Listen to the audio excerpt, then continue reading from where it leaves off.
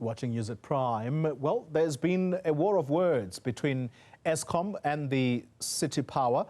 This is an entity within the city of Johannesburg. It's over a 1 billion rand unpaid debt, but the Johannesburg-based utility is claiming that the payment, which Eskom wants to sue for, was not paid due to incorrect billing.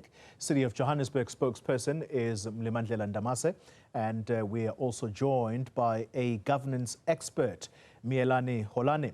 Both of you gentlemen, thank you very much for your time. Can I start with you, Mr. Mngambi? When you say that this is due to an incorrect billing by Eskom, are you able to explain that in a more simpler language? Now, good evening, Xoli, and good evening to your viewers.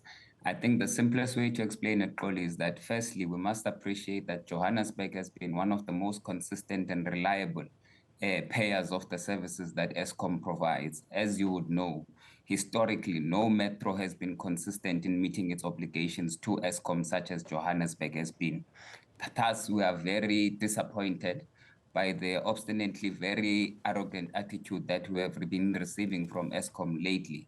Because part and parcel of what we have raised is that previously, every single month and up to current month, we have paid 1 billion rand to Eskom in line with our obligations as per the supply that they provide us. The city has for a couple of months raised a couple of concerns with Eskom with regards to the bulk purchases we make and the accuracy of the bills, because as we receive power from Eskom, they obviously have their own meters in which they measure the power supply to the city, and we have our own meters which then measure the power that we receive on our side. And there has been some discrepancies which in fact have led in the past to Eskom paying us about 483 million rand in refunds based on the discrepancies that we have identified. Now, it has been very mischievous of Eskom this time around that even post some engagement with them that we should be able to resolve the impasse in what we have seen as disputed bills, it has gone ahead with the kind of action that it has undertaken, not mentioning that we have consistently, even during this period of dispute, continued to pay what has been due to Eskom, and as I've said, almost 1 billion rand on a monthly basis. So when you say that this is disputed, how has Eskom responded to you when you say that this is actually incorrect billing? Why is it that they are coming across as obstinate? Well, Eskom has been very bullheaded in this regard, because what we have attempted to do in engaging them is to try bring them around the table. We have made offers that we are prepared to get independent experts who are in the energy space to come and verify and be able to compare our readings versus the Eskom readings and to provide a solution to the impasse that we currently have. And as I stated prior, Xoli, even in this engagement, we made a commitment to Eskom that we will continue to pay our bills, we will continue to service our account. However, it is of interest to the city that we are able to resolve the disputed bills. And you must remember, Xoli, that Eskom as an entity has been the single most disruptor to well-beings and the livelihoods of the people in this country, more so in a city such as Johannesburg. As we speak today, City Power suffers a financial loss of over 2 billion rand singularly on the doorstep of Eskom and its provision of load shedding to the country and to the residents of the city. Yeah. However, even within that environment, we have consistently sought to engage and sought to resolve the disputes, and we have also not taken the same approach that they are now taking to us with regards to an over 3.6 billion rand debt that they currently owe the city for utilizing the city's network to supply its own customers who are within the jurisdiction of the city of Johannesburg. Yeah. So we were taken aback, we were taken by surprise, but however, we are very much aggrieved in the manner in which we have been treated,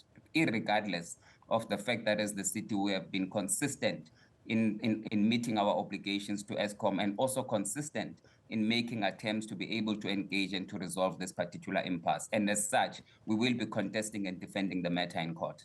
All right, let's bring into the conversation now the governance expert, Miyelani Holeni. Mr. Holeni, good evening to you and thank you for joining this conversation. I want to ask you the question in a form of a statement here that's been made by the Eskom revenue manager. Her name is Susan Smith, and she says, I quote now, Eskom is not a bank and does not have the financial means to bankroll the city of Johannesburg electricity debt of more than 1 billion rand. What does that tell you about the attitude of Eskom? Well, I think for starters, Eskom is owed about 74 billion rands, with a number of municipalities that have fallen behind, unfortunately, with their obligations to Eskom. Some of the bills in terms of where the customers are supposed to be servicing those bills are supposed to be either 15 days or 30 days.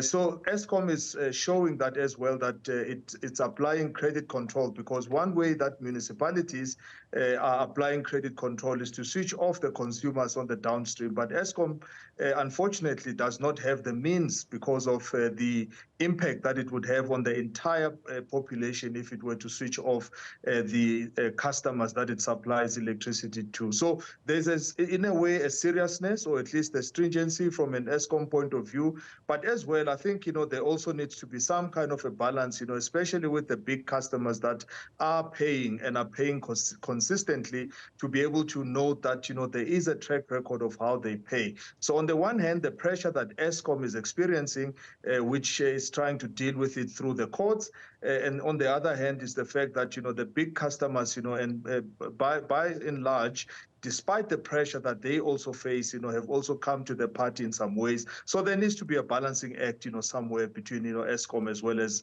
the municipalities. But this is a signal that, broadly, there's pressure across the board, and Eskom is feeling the pressure. And I suppose, the municipalities as well are feeling the same pressure that Eskom is under. Yeah.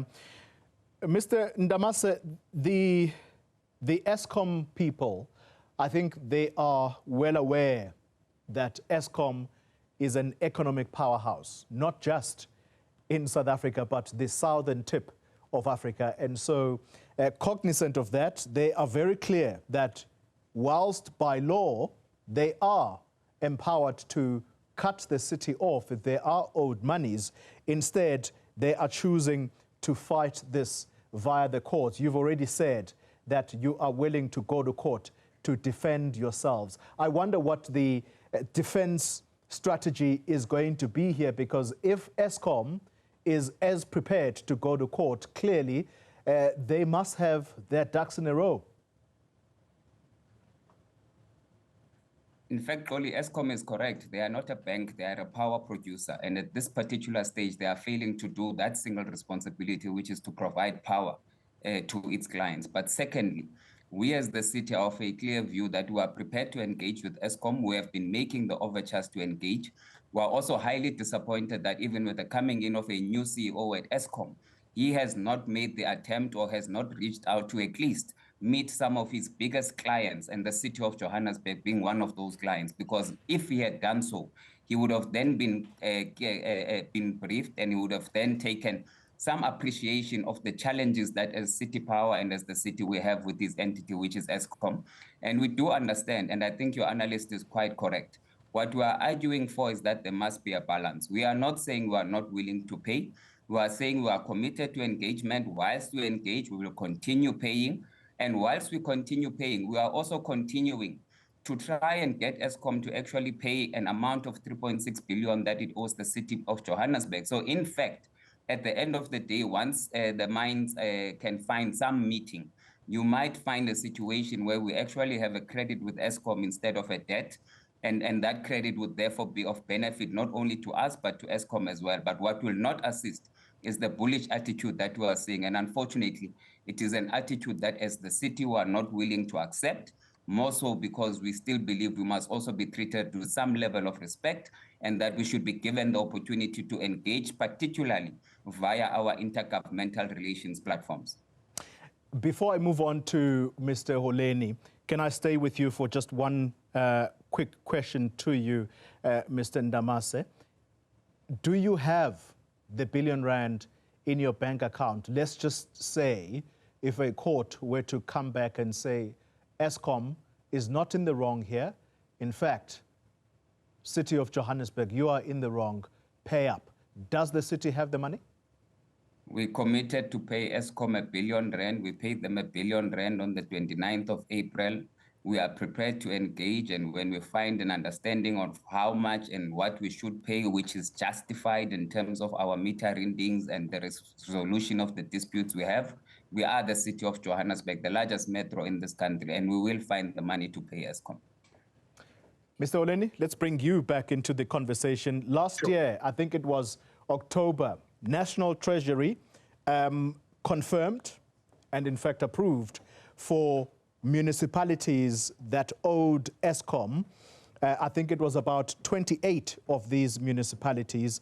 They were then undertaken into what was called a debt relief support program, and an amount of 26 billion rand was committed by National Treasury on behalf of these municipalities.